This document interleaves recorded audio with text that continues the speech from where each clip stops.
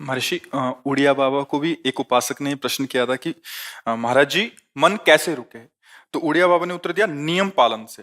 यदि हम नियम पर दृढ़ रहें तो मन हमारा क्या कर सकता है? नियम तो परमात्मा देखता है, हम लोग नियम पर दृढ़ नहीं रहते, इसी से हमारे देश की दुर्दशा है। संध्या वंदन तक का नियम जाता रहा है, भजन करने के लिए नियम की बड़ी आवश्यकता। हाँ, बड़े नियम की आवश्यकता है। तो जैसे प्रातः काल से सायंकाल तक की हर व्यक्ति की अपनी एक दिनचर्या होनी चाहिए।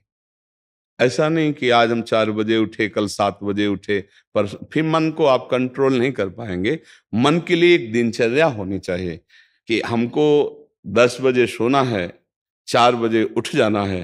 तो फिर 4 से 4:15 नहीं होना चाहिए, 4 बजे उठ जाना, ऐसा नियम बना ले। और उठ करके हमको थोड़ी देर नाम जप करना है, थोड़ी देर हमें वाणी जी का गायन करना है, थोड़ी देर हमें ध्यान, एक अपनी दिनचर्या। फिर हम अपने संसार के कार्य के नियम, जो संसार के कार्य हैं, उनको भी करते हुए भगवान को समर्पित करें। जैसे जो पद में है, जो आपको राष्ट्र सेवा मिली है, जो आपको समाज सेवा के पद मिले हैं, या आपको जो घर की सेवा के कार्य मिले हैं, उनमें बहुत धर्म पूर्वक आचरण होना चाहिए।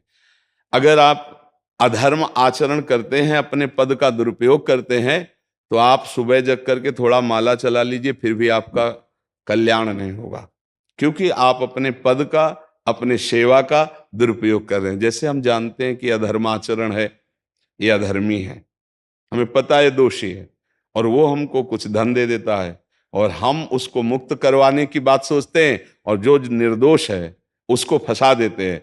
अब तुम चाहे जितना माला चलाने की कोशिश करो या दान पुण्य करो, वो तुम्हारा अधर्म आचरण, वो अधर्म का धन तुम्हें सतमार्ग में नहीं जाने देगा।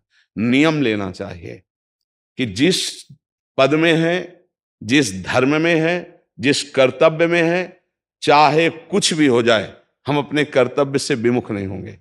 जितना जप महान है, उतने कर्तव्य महान है। दोनों बातें समझना है। जब माला फेरा और इसके बाद बेईमानी, अधर्माचरण, इनका कोई नियम नहीं है कि हमें कैसे चलना है, तो वो माला काम नहीं कर पाएगा, क्योंकि उसका तभी सत्य भाव माना जाएगा माला जपला जब धर्माचरण है। धर्माचरण नियम से। बोले वो बड़े कट्टर नियम वाले हैं, उनको घूस नहीं, आप उनको भयभीत करके नहीं काम करवा सकते, प्रलोभन में काम नहीं करा सकते। ये हमारी गृहस्थी है ना, तो गृहस्थी के पालन के लिए धन चाहिए, और धन के लिए हम धर्म को आगे रखें, धन को नहीं। धर्म को, हमारा कर्तव्य क्या, प्रायः जैसे पूज्य बाबा ने कहा, आज हमारे देश में बहुत दुर्दशा हो रही है। दुर्दशा हो रही, क्यों? क्योंकि सब अपनी जगह से गलत हो रहे हैं।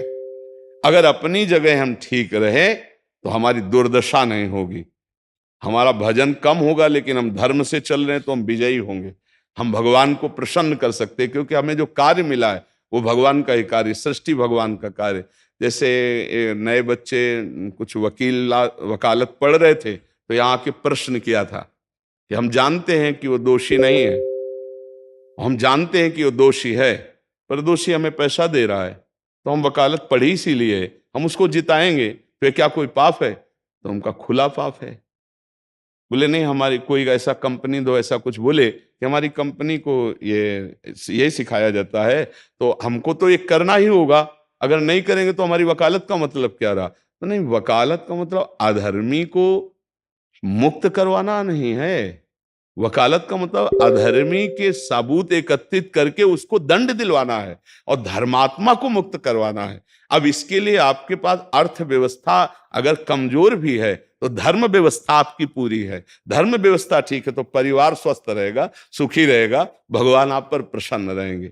अच्छा, फिर हमने तर्क रखा कि जैसे आपकी बहन के साथ कोई गलत व्यवहार करे, वो आपको पता है, और वो आपको 10 लाख रुपया घूस दे, तो क्या आप उसका पक्ष लेंगे? नहीं। तो फिर दूसरी बहन के साथ किया है। अब यहां विचार करना है ना, अपने भाई का अगर कत्ल किए हो, मुझे पता हो कि ये दोषी है, तो क्या हम पैसे से उसको मुक्त करने देंगे? लगेगा कि जान की बाजी लगा देंगे, और तुम्हें हम, ऐसे ही एक गरीब आदमी की किसी ने हत्या की है, तो आपका पक्ष बनता है। पर यह ज्ञान कहां मिलेगा? बिना अध्यात्म के ये ज्ञान तो मिलेगा नहीं। ज्ञान तो इस बात का मिला कि कैसे पैसा कमाया जाए। अच्छा, वो पैसा यदि अधर्म से आया है, तो आपकी दुर्दशा कर देगा, आपकी बुद्धि भ्रष्ट कर देगा।